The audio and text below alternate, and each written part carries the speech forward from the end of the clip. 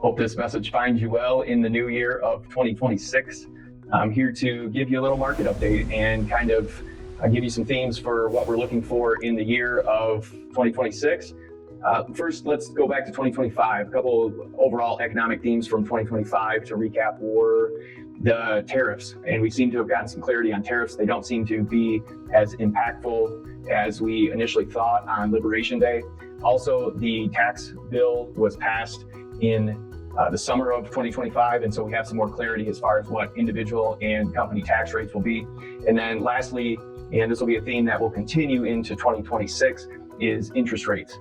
And the Federal Reserve has started to bring down interest rates at the end of 25 and will likely continue to bring them down through 2026 to a more moderate level. But at what pace that happens is yet to be seen. There's some other pieces that are impacting some of those decisions.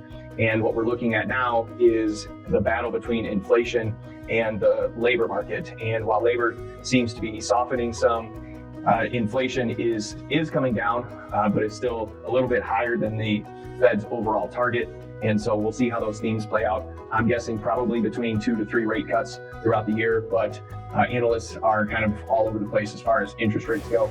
Furthermore, to wrap that item up, we will have a new Federal Reserve chairman of the board in May of 26, and so that could change the landscape. In regards to some themes that we're seeing across the stock and bond market, the trend indicators are still positive for stocks and bonds.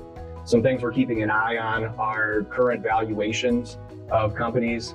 There's been a lot of chatter in regards to the run up in the overall valuations as far as some of the big tech companies go.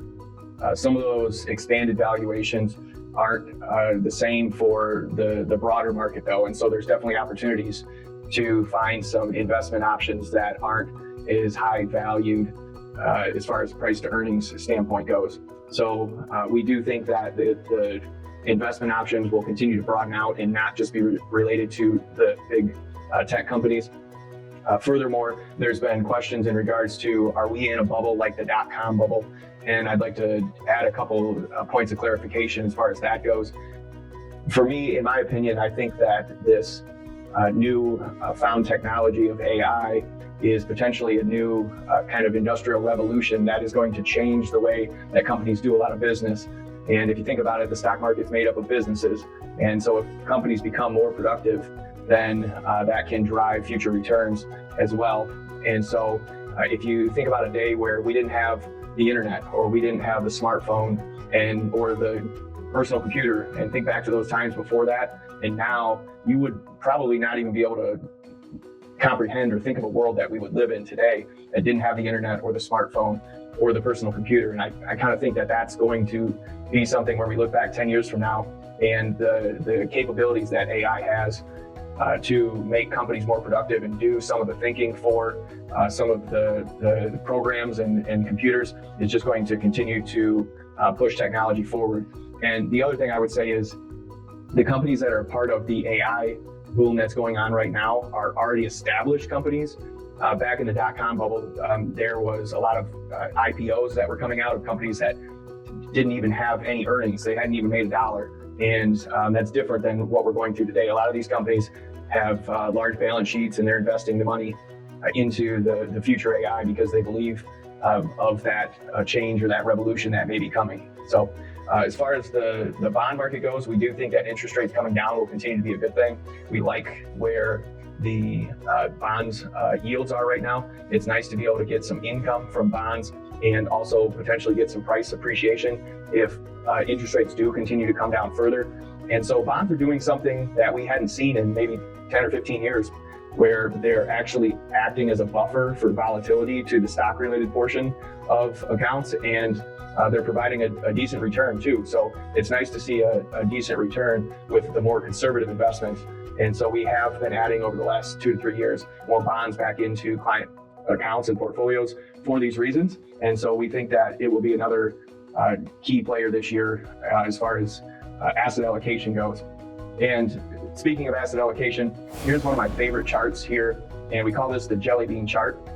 And it's because it's got tons of colors and it's fun to look at. But if you look at this here, you can see that winners rotate. And so not each asset class will always perform the same. Sometimes they are higher and sometimes they're lower.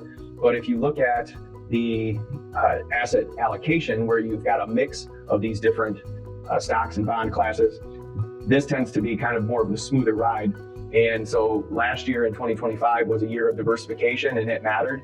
And international was up last year, and it outperformed the US markets. And that's the first time that had happened in a number of years as well. And so it reminded us to make sure that we stay diversified, think about the long term, and don't just try to chase returns with something that, or a sector that is hot at the moment. The other thing that I would switch to is this slide here, and a reminder that just because markets pull back doesn't mean that it's going to be a recession or a long bear market. Markets do tend to pull back on a regular basis, and that's healthy. And so if we do get a little bit of a pullback in 2026, that wouldn't necessarily be a surprise for me. We do have midterm elections coming up, and typically in those years, we do have some volatility of midterm elections. But furthermore, looking out past midterm elections, historically speaking, the markets have done well the 12 months following the midterm election. So that's something else that is going to be later on in the year. I'm sure we're all looking forward to the ads that are coming later in the year during the midterm elections. But nonetheless, we do think that the markets, while we may not have another 15 or 20% year in 2026, we do still think that there's positive opportunities over the next few years with everything that's going on in technology and the economy overall. And we're optimistic about that, but continue to watch things as they pertain to some of those themes that we talked about. And if we feel that there's additional adjustments or changes that we need to make to client portfolios, we would reach out to you or send some communication in regards to that. If you have any questions and would like to take a deeper dive into your accounts or what some of these things might mean for you, please don't hesitate to reach out and schedule a time to chat. I'm happy to review accounts, but for now, we'll continue to monitor things on our end. And again, I hope this message finds you well in the first couple weeks of 26, and all the best throughout the year for health and happiness to you and your family. This content has been made available for informational and educational purposes only. The content is not intended to be a substitute for professional investing advice. Always seek the advice of your financial advisor or other qualified financial services providers with any questions you may have regarding your investment planning. Beyond Financial Planning does not provide tax or legal advice. All decisions regarding the tax or legal implications of your investments should be made in connection with your independent tax or legal advisor. Past performance is not a guarantee of future results.